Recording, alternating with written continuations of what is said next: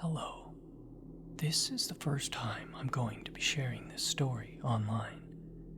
I'm a female, now 22 years old. I'm only 5'1" and don't have many means of protecting myself. When I first left home, I got an apartment and a job at an exclusive nightclub in LA while I'm studying online. I was 19 years old when I first started working there and learned very quickly the environment I was in. Creepy older men, cheating husbands, and 0 women would ever walk in unless they worked at this club. Important detail: the good bottle service money kept me around for way longer than it should have. I always took my breaks outside in the back, scrolled on my phone, sat on one of the benches until it was time to go back in. We all did this, a breath of fresh air from the cigar smoke. As I did my usual routine, this was the first time I ever saw a female that I didn't work with, even in the parking lot. I assumed a husband had gotten caught up and doing something she didn't like. That quickly became far from the truth. She walked up to me, very put together, expensive bag, expensive heels, and got dropped off from a very nicely priced vehicle. It had a New York license plate, which wasn't really the norm in LA. When she got close enough to me, she asked me to help her pick up the change that had fallen under her vehicle. But didn't you just get dropped off, is all that I could think of. I declined and apologized, but my break was over. I asked if I could get one of the bouncers to assist her, but she declined. She reassured me that it wouldn't take too much of my time, but I still refused. I went back to work, told some of the girls I worked with to be careful, as it was incredibly suspicious in my opinion. After work, I drove home to study and then get some sleep. My apartment was on the first floor in a non-gated area, with windows in my bedroom and a living room that had the view of the parking lot. I know, super luxurious.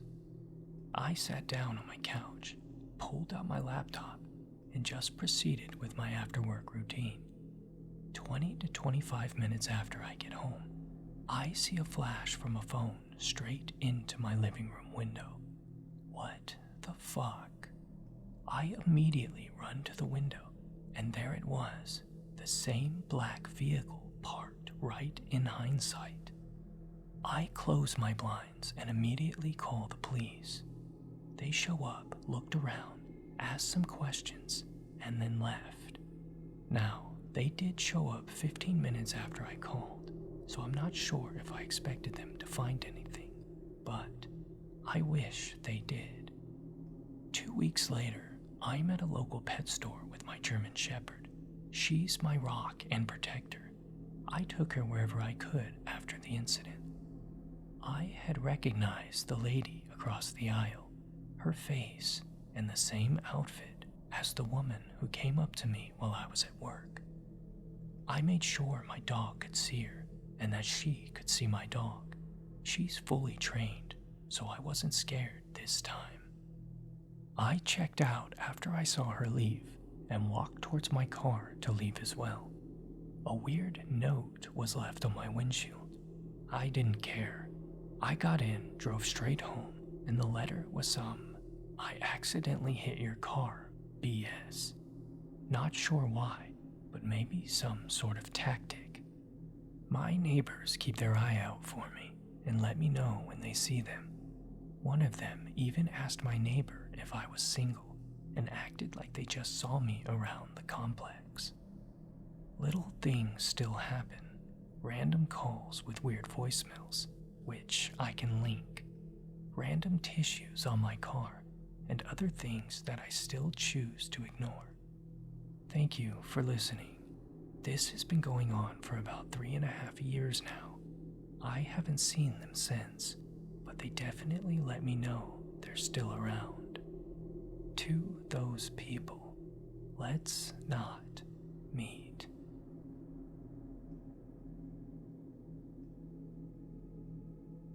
So before I go into the story, I'll just explain that in the lead up to this particular incident, I had a number of strange attempted break-ins and occurrences. So much so that I had to install cameras with motion sensors on every entry and exit in my apartment, just so I could make sure no one was there when I got in at night. One of the first was encountering a man standing in my room when I walked in on broad daylight. I had stuff go missing the week before, and my roommate said he had the sense he was being watched in there that week. So I'm on my way home from a night out, and I start going through my phone. I see I have a message on Tinder and check it out. The girl looks attractive, but I think she's a catfish, because she sounds so eager to meet me, and I know that when something sounds too good to be true, it always is. So I get home, and she sends me her address. I check it, and she's literally a 5-minute walk. I'm drunk and it sounds appealing, even just the attention. But again, I don't believe her. So I say video call me, and she surprisingly agrees.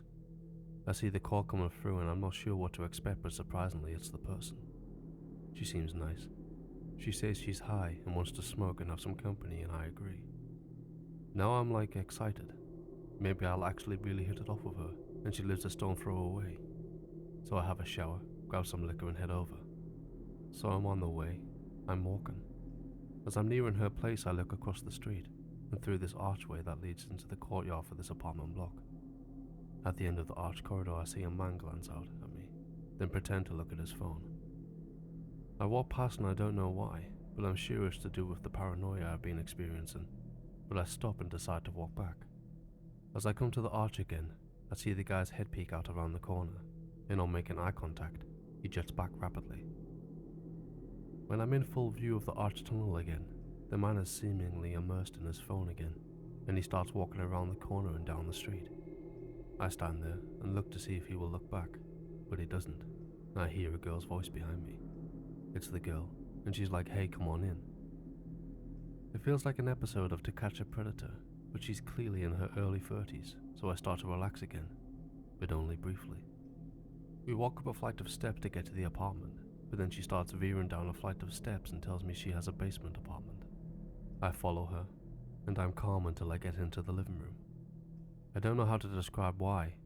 There was nothing there to make me feel nervous, but that was exactly it. It was so bare, just a sofa and like a kitchen table, just the complete opposite of what I imagined. I've dated girls, and it just wasn't a girl's apartment. I don't know if that makes sense. So now she's like, "Come into my room," and I get this overwhelming sense of fear, like something telling me it's a trap.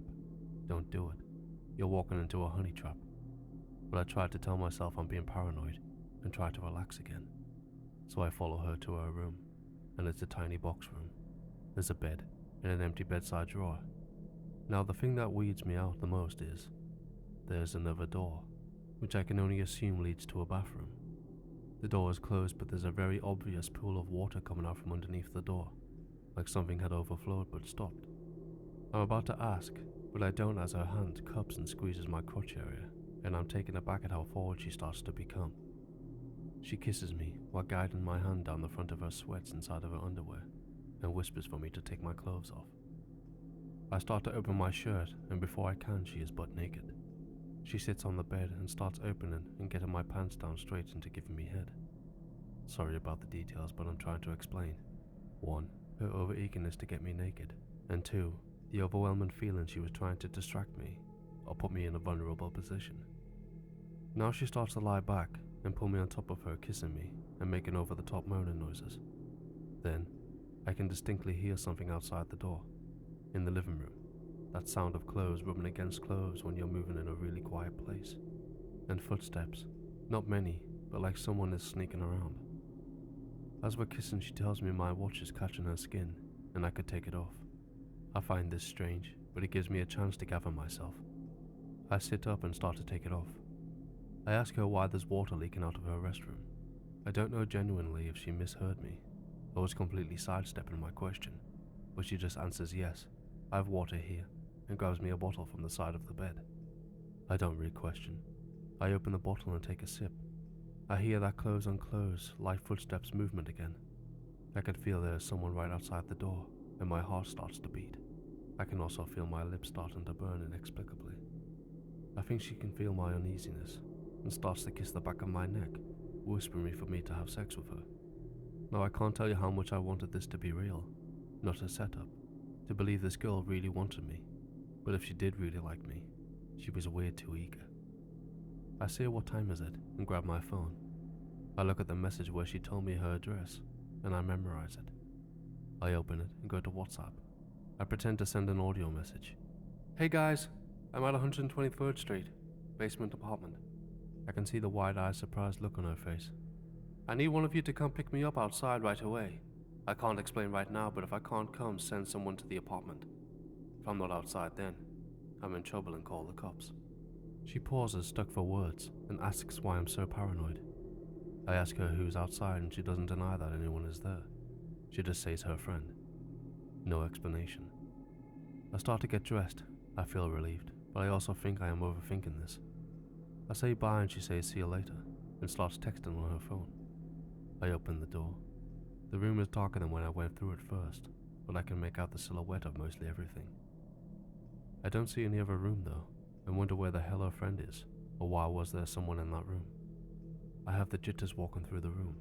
It's only a short trip, but I'm envisioning someone jumping from out of nowhere and bludgeoning me with something. I get to the stairs. I go up. I rush to the door. Can't figure out how to open it. I can feel someone coming behind me, up the stairs. My adrenaline has kicked in 100%. It's her.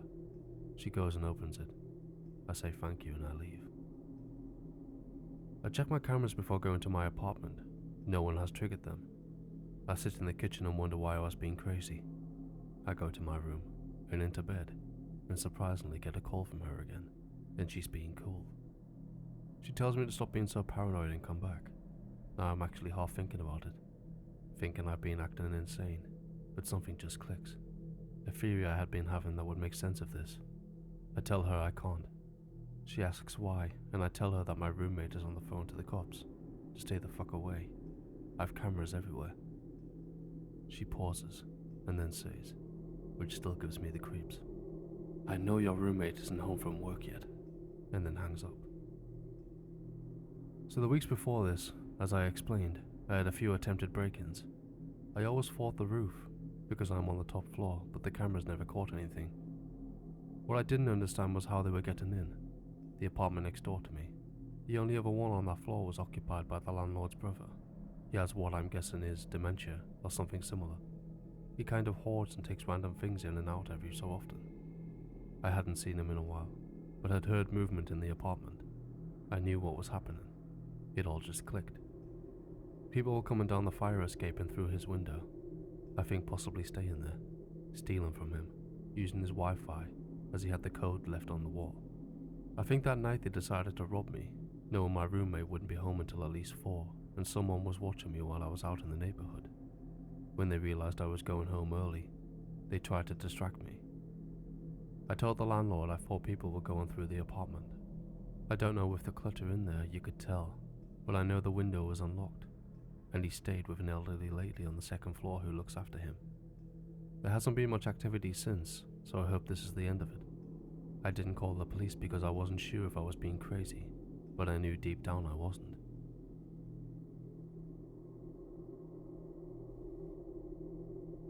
This happened about a year ago. There were so many terrible factors working against me that night. I'm astounded I got away unscathed, at least physically.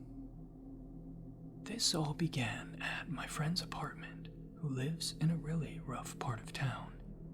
In a series of poor decisions, I decide to get belligerently drunk and take a few pills of God knows what. I know.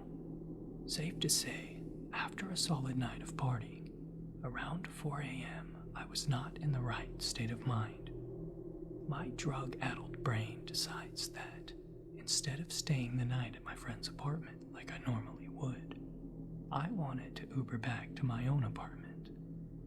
My friend's apartment had 2 separate entrances/exits to the building, one in the back, unlit parking lot of the building, and one facing the street. They had 2 sets of keys for each door, and I only had keys to the one in the back of the apartment. Since my Uber would obviously arrive at the street, and the door in the front of the building locks itself behind you. I exited this way when the driver was soon to arrive. Looking back, standing outside that apartment, I realized I looked like the easiest target on the planet. I'm a small, petite female in my early 20s, and I can hardly stay upright. I'm using a street lamp to prop myself up, and not doing a good job at that either. The light was basically a beacon for any nearby predators saying, "Come get me." I'm not paying attention to my surroundings at all at this state, despite the fact that there was literally a bullet hole in the front door I just came out of. Not good. I remember checking to see what car I was getting picked up in, and was only able to pick out the fact that it was a black sedan. Soon after stepping outside, a black sedan pulls up to the curb and starts rolling down the window, so I step forward. Before this man even spoke, I could feel something was wrong.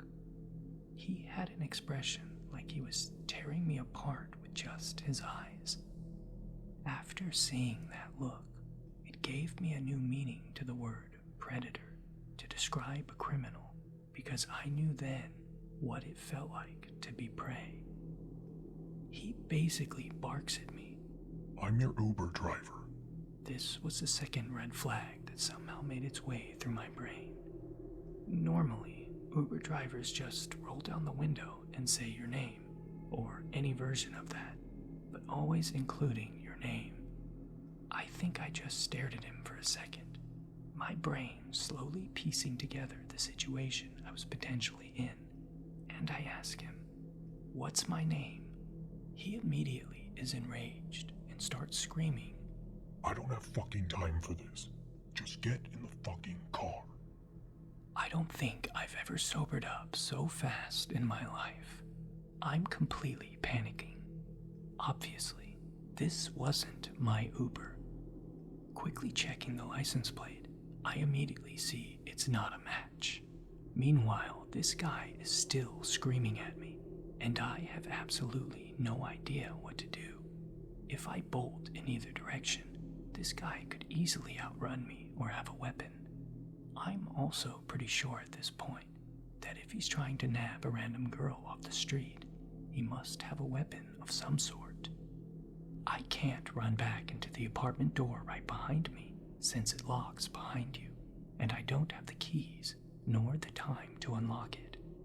Running towards the back door would do nothing as well, as he's idling right by the mouth of the driveway towards the back of the parking lot, and again, I would have to take the time to find the right key to get in.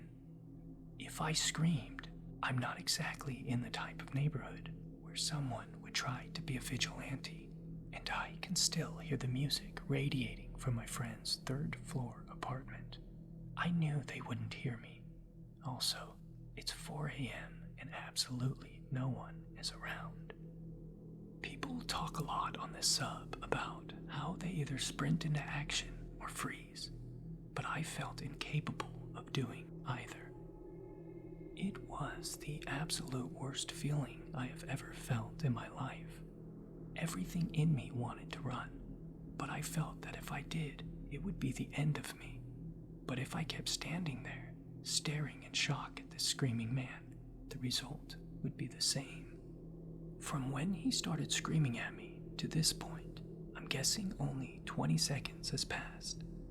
Just as he's looking like he's getting ready to get out of the car, another black sedan pulls up right behind him. Checking the license plate as quickly as I can, I realize it's my actual Uber and make a full sprint to the car and throw myself in, screaming at my real Uber driver, "What's my name?" The poor dude looks terrified, but responds with my name quickly, to which I reply, "Get me the fuck out of here. That man is trying to kidnap me." If I was in this Uber driver's position, I think I would be too shocked to react as quickly as he did. But my dude flew out of there, offered to call the cops for me, which I declined and now regret, and then walked me to my front door of my apartment, ensuring I got inside safely. Truly, an incredible human being. You can rest easy knowing he got the fattest tip of my college student bank account would allow for, although he deserved much, much more. So, to the man who ruined my sense of security and caused countless anxiety attacks when out in public for months, let's not meet.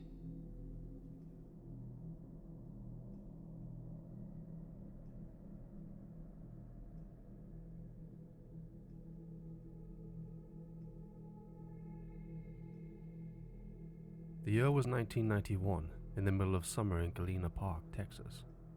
I was 8 years old. Being a typical 90s kid, in the middle of a Texas summer day, I went to the community pool by myself more than a few streets away from my house. I think like a quarter mile or so. My parents weren't very good parents. My dad drank and my mom worked a lot to support the family. Mom taught me stranger danger, and I felt old enough to walk by myself. Before this happened, I always felt safe walking around the little suburb of Houston. Anyways, a little description to get to the pool. I walked down the dead end of 8th Street to cross the main street, then go down the rest of 8th Street, and turn down another side road to cut through the big park to get to the pool. After swimming for an hour or so, I decided to walk back home, cut through the big park, heading down the side road to turn onto 8th Street. As I was walking, I heard the ice cream truck coming down the side road before 8th Street. He slows down, and I look at the truck as it passes by, and notice a woman in the back of the truck. She waves at me and I wave back. The truck turns onto 8th Street, and I think no more of it. I turn off the side road, and I'm walking down 8th Street to get home. Here comes the ice cream truck again. This time it stops next to me on the sidewalk, and the woman is now gesturing me to come over to the window. I stand still staring and say nothing. She says, "Don't you want a free ice cream?" I shake my head no, and start walking towards the main street to cross to get home. The driver is creeping alongside me as I walk, while the woman is saying, "Come on, you look like you want an ice cream. We could give you a ride home. Aren't you hot? Don't you want a ride home?" They gave bad vibes, and I was terrified. Just then a car pulls onto the road a little ways down, and the ice cream truck takes off and turns onto Main Street. I am now freaked out thinking stranger danger, and contemplating if I run as fast as I could if I'll make it across the main street and home before the truck comes back round. I just know it's going to come back around. My 8-year-old legs won't make it in time, so I started really freaking out and crying. I'm terrified of knocking on strangers' doors, so I'm struggling to try and figure out what to do. I don't want to be kidnapped. I run down the road and stop at a kid's house I've played with before. I knocked on the door and keep looking down the road, terrified the ice cream truck is going to come. No answer. Now I'm truly screwed. There's a little playhouse in the side yard, so I haul ass into the playhouse and sit there hiding and try not to pee my pants. Just as I'm trying to calm myself down, I look through the little plastic window and see the ice cream truck coming down the road again, very slowly. No music playing, just creeping along. I lay flat out on the ground and pray that they don't see me. I don't know how long I laid there, but it felt like an eternity. When I finally found the courage to get up, I peeked my head up and looked through the plastic window, and the truck wasn't around. After talking myself up a bit, I finally left the playhouse and ran like the wind all the way home. I didn't stop at the main street, didn't look both ways to cross the street or anything. When I got home, I cried my eyes out, and my dad didn't take me seriously, which broke my heart. He was a true asshole and an alcoholic. When my mom got home, I told her what happened, and she called the cops and reported the incident. Nothing came of it, but I wasn't allowed to leave the house alone ever again until I was older.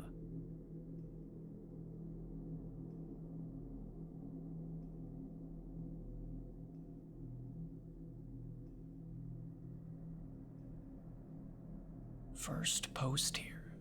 This just happened about an hour ago, so my memory is fresh. First off, I live in a very rural, small village, maybe 10 to 15 houses, but close to the highway. You can drive there within maybe 5 minutes. Also about 10 minutes away from town. If you cross the street, it only takes about 10 minutes to walk to the forest. This was our first Christmas day.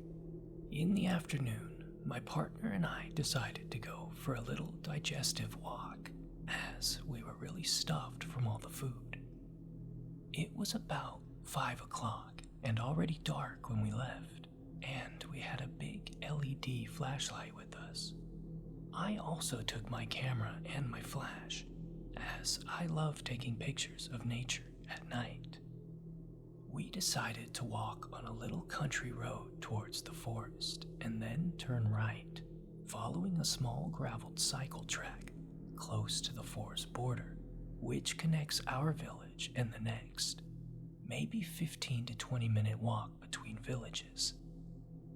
In the middle part of the track, you have to walk through a small bit of forest. It's rather dark and the trees are very high and quite dense. When we entered, I saw our flashlight reflecting on something and recognized a car being parked there on the side of the track, close to the trees. This struck me as odd, as cars are not allowed to drive on that path. It is very narrow and hidden, so I was a bit cautious.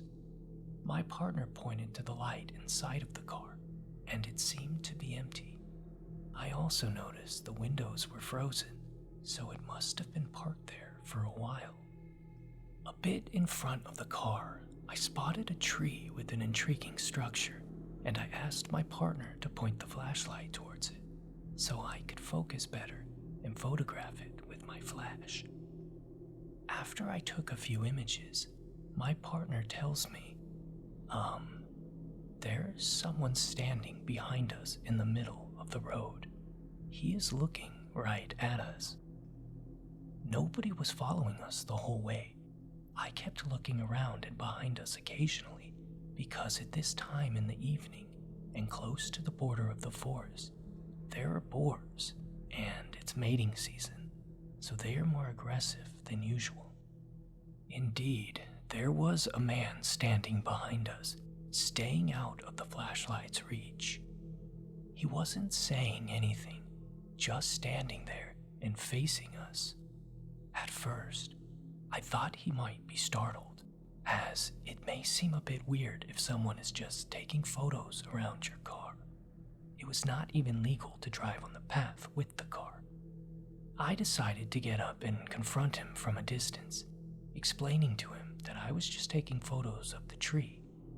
He didn't react and just stood there. I then went on to ask him if he needed some light, and he replied that it wasn't necessary. It was odd, but I was still calm, sure about there being a normal explanation for his behavior. Nonetheless, my partner and I decided to just get the fuck out, and I followed the path leading toward the next village. It was maybe 5 to 7 minutes until we reached it. I remembered the letters on his license plate, not the numbers though, unfortunately, and Googled it, and it turned out that he was from a city about 6 hours away from our village. Mind you, the country I live in is in a very strict lockdown right now, so you are only allowed to travel, even by car, if you have very urgent reasons. After we reached the first lantern of the next village, we looked back and observed the car driving a bit out of the forest, turning around and going back inside. I was able to see that he parked there again and turned the lights off. He didn't leave the forest. We then went home on a much longer way than initially intended, as I didn't want to go back there for obvious reasons. Our flashlight battery died on the way and my phone battery was low, so I didn't want to call the police back then, but I called them as soon as I arrived home and gave them all the details. Big regret that I didn't memorize the whole license plate, but it was just so surprising that I seriously didn't think about it. Also, it only occurred to me as really strange when I thought about the frozen windows and that he could have possibly been walking behind us. Plus, him having no light and not responding, he did seem to be sneaking up on us when I sat down to take the photo. I think I was very lucky to have my partner, the camera, and the bright light with me. I don't want to imagine what could have happened if I was alone. When I told my housemate, she theorized that he may have been spying on the houses very close to the forest border, as you can easily look into their backyards without being seen. I think this is highly likely. I had the thought of photographing the car when I entered the forest part of the path, but somehow I felt unwell about it and decided not to do it, despite it being an interesting scene.